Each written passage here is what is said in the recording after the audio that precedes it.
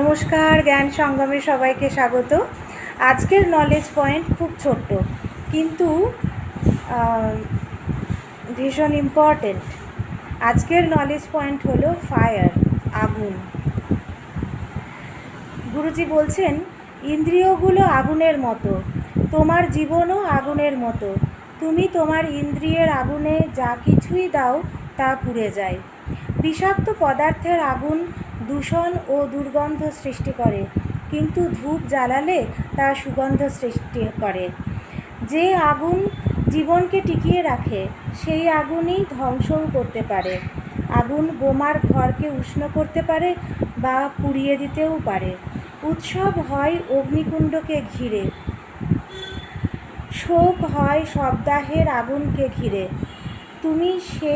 তুমি কি সেই আগুন যা ধোঁয়া ও দূষণ সৃষ্টি করে, নাকি কর্পূরের সেই শিখা যা আলো ও সুগন্ধ তৈরি করে? একজন সাধু আলো এবং ভালোবাসার সুগন্ধ সৃষ্টি করেন। তিনি জীবনের বন্ধু।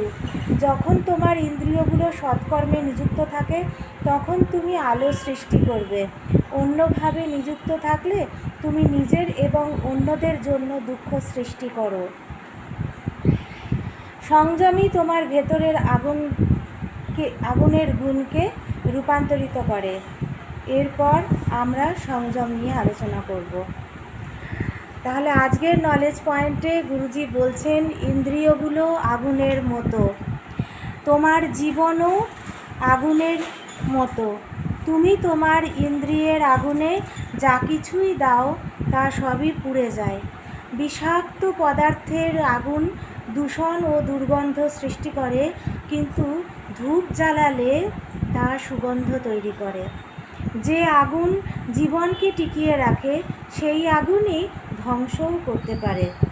আগুন বোমার ঘরকে উষ্ণ করতে পারে বা পুড়িয়ে দিতেও পারে।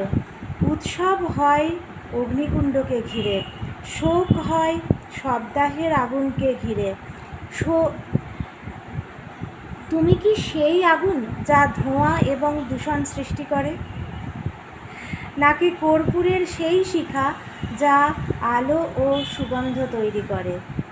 একজন সাধু আলো এবং ভালোবাসার সুগন্ধ সৃষ্টি করেন। সজ্জন মানুষরা সবসময় সব কিছুই ভালো করেন।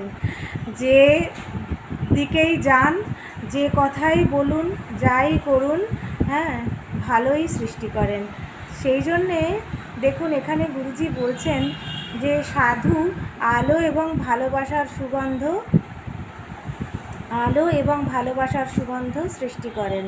তিনি জীবনের বন্ধু। অবশ্যই সজ্জন মানুষ জীবনের বন্ধু। যখন তোমার ইন্দ্রিয়গুলো সৎকর্মে নিযুক্ত থাকে তখন তুমি আলো সৃষ্টি করবে। অন্যভাবে নিযুক্ত থাকলে তুমি নিজের এবং অন্যদের জন্য দুঃখ সৃষ্টি করো।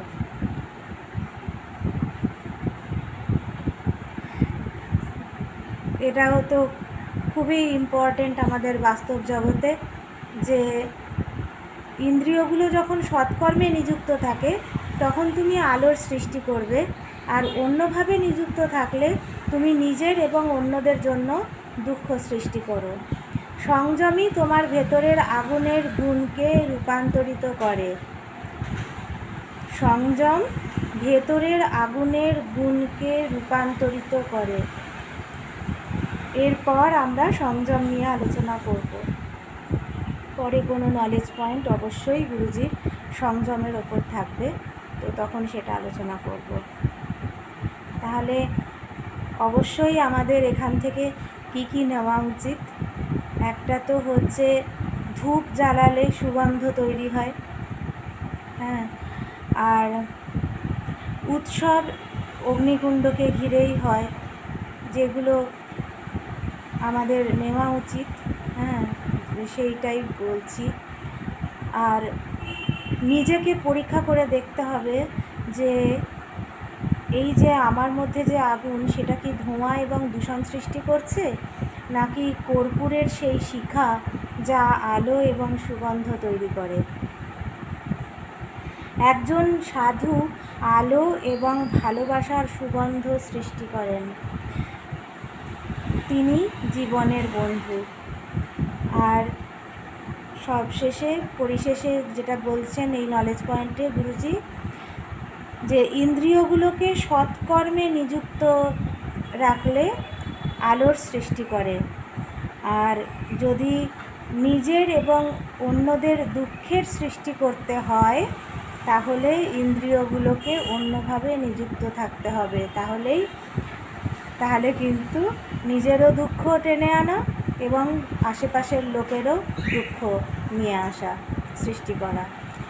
তো সেই কারণে সবসময় লক্ষ্য রাখতে হবে ইন্দ্রিয়গুলোকে সৎকর্মে নিযুক্ত রাখতে, তবেই আলো সৃষ্টি হবে। আর সংযমই তোমার ভেতরের আগুনের গুণকে রূপান্তরিত করে। সংযম ভেতরের আগুনের গুণকে রূপান্তরিত করে। এই ছিল আজকের নলেজ পয়েন্ট। সবাই ভালো থাকবেন, সুস্থ থাকবেন। আর যারা যারা সুদর্শন ক্রিয়া শিখতে চান অবশ্যই ডেসক্রিপশন বক্সে নাম্বার আছে, নাম্বারে যোগাযোগ করবেন। সুদর্শন ক্রিয়া, প্রাণায়াম, মেডিটেশনের জন্য ডেসক্রিপশন বক্সের নাম্বারে যোগাযোগ করবেন। সবাই ভালো থাকবেন, সুস্থ থাকবেন। দেখা হচ্ছে পরবর্তী এপিসোডে। নমস্কার।